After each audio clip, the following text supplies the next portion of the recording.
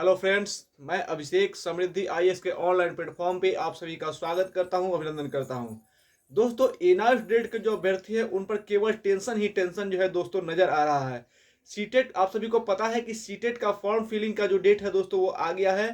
तो तब से जब से सीटेट का अनाउंसमेंट हुआ है कि 7 जुलाई को जो है इसका एग्जाम होगा और फॉर्म फिलिंग का डेट आ गया है कि 7 मार्च से लेकर के 2 अप्रैल तक जो है इसका फॉर्म भरा जाएगा, तब से लगातार जो है वो देश के प्रत्येक स्टेट के जो स्टूडेंट्स हैं एनआईएफ ग्रेड वाले, वो लगातार हमें मैसेज कर रहे हैं। बिहार से कर रहे हैं, उत्तर प्रदेश से कर रहे हैं, उत्तराखंड से कर रहे हैं, पंजाब से कर रहे हैं, साउथ से, तमिलनाडु से भी कॉल जो है दोस्तों आ रहे हैं, मैसेज जो है वो कल से आ रहा है लगातार।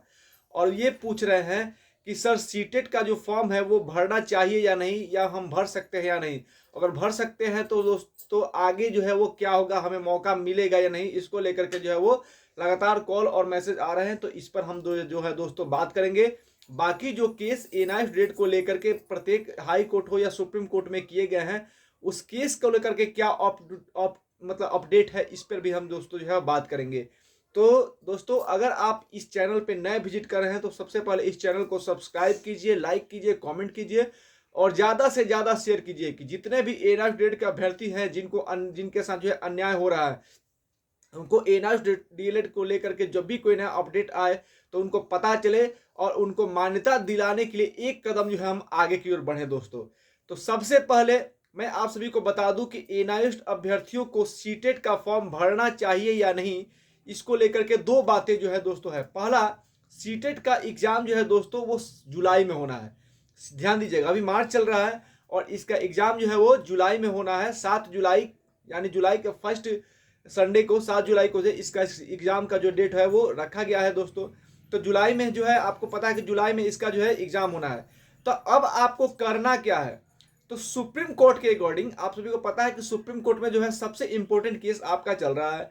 तो सुप्रीम कोर्ट के अकॉर्डिंग आपको डिग्री जो है, आपका डिग्री जो है अमान्य कर दिया गया। सुप्रीम कोर्ट ने आपकी डिग्री को अमान्य कर दिया है।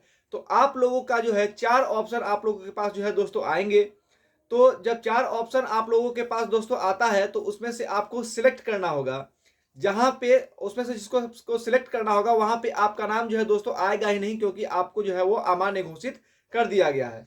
लेकिन आगे इसको लेकर के क्या प्रोसेस है, क्या चीजें चलने वाली है, इसके अकॉर्डिंग इस केस को लेकर के और सीटेट में आपको क्या मौका मिलेगा या नहीं मिलेगा, इस पर हम जो दोस्तों बात करना चाहते हैं। तो सुप्रीम कोर्ट के केस में, जिसमें सुप्रीम कोर्ट का केस जिसमें से कि आपको सबसे ज्यादा उम्मीद है, इस केस का जो डेट है दोस्तों वो बहुत जल्द जो है वो आने वाला है। और इसकी जब सुनवाई होगी तो उसमें कहा जाएगा कि इसमें एनआईएस ग्रेड के बच्चों के साथ जो अन्याय हुआ है, जो हो रहा है, और सुप्रीम कोर्ट का जो फैसला उनके खिलाफ आया है, उसमें जो पॉइंट्स वहां नहीं रखे गए, उस पॉइंट्स को जो है यहाँ पे रखने की जो है अनुमति मांगी जाएगी। पहले जब डेट की सुनवाई होगी तो वहां पे ये चीजें होंगी कि वहां पे जो पॉइंट नहीं रखे गए थे उस पॉइंट को यहाँ पर रखने की अपील की जाएगी कि वहां उसको यहाँ पे सुना जाए। यानी जो एक पक्ष की सुनवाई वहां पे हुई थी, यहाँ पे दूसरे पक्ष की भी सुनवाई हो, उसकी बातों को सुना जाए, तब जाके जो है जजमेंट होगा। तो यहाँ पे एक डेट तो दोस्तों इसी में निकल जाएगा। अब उसके बाद दूसरी और तीसरी जब डेट आएगी और उस पर जब सुनवाई होगी तो वहां से कुछ पॉजिटिव रिस्पॉन्स दोस्तों मिलने की उम्मीद जो है वो की जा सकती है। तो दोस्तों, हम बात कर रहे हैं कि सीटेट फॉर्म भरने के लिए आपको जो है मौका, सीटेट के फॉर्म आप भर सकते हैं क्या नहीं भर सकते हैं।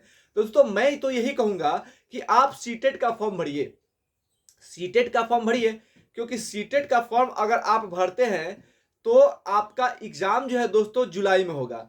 तो क्या जुलाई तक आपका एनआईएस ग्रेड के जो बच्चे हैं उन बच्चों के लिए कुछ पॉजिटिव देखने को मिल सकता है।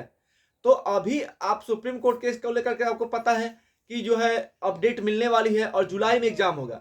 अगर मान लीजिए कि आप फॉर्म नहीं भरते हैं और उसके पहले कुछ पॉजिटिव आ जाता है, मान लीजिए सुप्रीम कोर्ट ये कह देता है कि ठीक है इनको फॉर्म भरने के लिए एलिजिबल माना जाए, तो जुलाई में सीटेट का एग्जाम होना है और अगस्त में बीपीएससी टीआरई 4 का एग्जाम अगस्त में होना है। और बीपीएससी टीआरई 4 में वही लोग फॉर्म भरने के लिए एलिजिबल होंगे जिनका सीटेट जो होगा क्लियर होगा। तो सीटेट क्लियर कब होगा, जब जुलाई में आप एग्जाम देंगे, फॉर्म भरेंगे तब ना। तो आपके पास तो एक उम्मीद रहेगी ना। अगर मान लीजिए कि पॉजिटिव कुछ आ जाता है और आपने सीटेट किया ही नहीं, तो उस समय तो आप यही कहेंगे ना कि सर आपने हमको गलत सजेशन दे दिया। तो ऐसा हम नहीं होने जाता है, थोड़ा रिस्क लीजिए और फॉर्म को भरिए, क्योंकि फॉर्म को भरिएगा तभी जाकर के आपका सीटेट जो है जुलाई में क्लियर होगा। और सीटेट अगर जुलाई में क्लियर हो जाता है तो अगस्त में जो है आपको फॉर्म भरने का मौका मिलेगा। तो अगर इस बीच सुप्रीम कोर्ट से कुछ अच्छा पॉजिटिव आ जाता है तो आप वहाँ पे जो है शिक्षक भर्ती का मौका आपको मिल सकता है। लेकिन अगर पॉजिटिव आ भी गया, आप फॉर्म ही नहीं भरे तो आपका सीटेट भी क्लियर नहीं होगा, सीटेट क्लियर नहीं होगा तो आप शिक्षक भर्ती यूपीएससी टीआरई 4 में जो है वो नहीं भर पाएंगे। तो इसलिए मैं यही कहूंगा कि रिस्क लीजिए और सीटेट का जो है आप फॉर्म भरिए। और उम्मीद हम सब क्लियर तो नहीं कर रहे हैं, लेकिन उम्मीद लगा रहे हैं कि सुप्रीम कोर्ट से जो है आपको न्याय मिल सकता है। वहां से कहा जा सकता है कि नहीं आप फॉर्म भरिए। तो अगर फॉर्म भरने के लिए आपको एलिजिबल सुप्रीम कोर्ट से मान लिया जाएगा तो आपका जो है अगर फॉर्म भरते हैं तो आपका एग्जाम हो जाएगा, और एग्जाम हो जाएगा तो आप बीपीएससी टीआरई 4 में जो है मौका, शिक्षक बनने का मौका आपको मिल सकता है। तो ये आपके लिए बड़ा अपडेट है। आप जल्द से जल्द जो है इस फॉर्म को भर दीजिए और हम उम्मीद करते हैं कि सुप्रीम कोर्ट से जो है आपको न्याय मिलेगा और शिक्षक भर्ती टीआरई 4 में जो है आपको शिक्षक बनने का मौका मिल सकता है। धन्यवाद।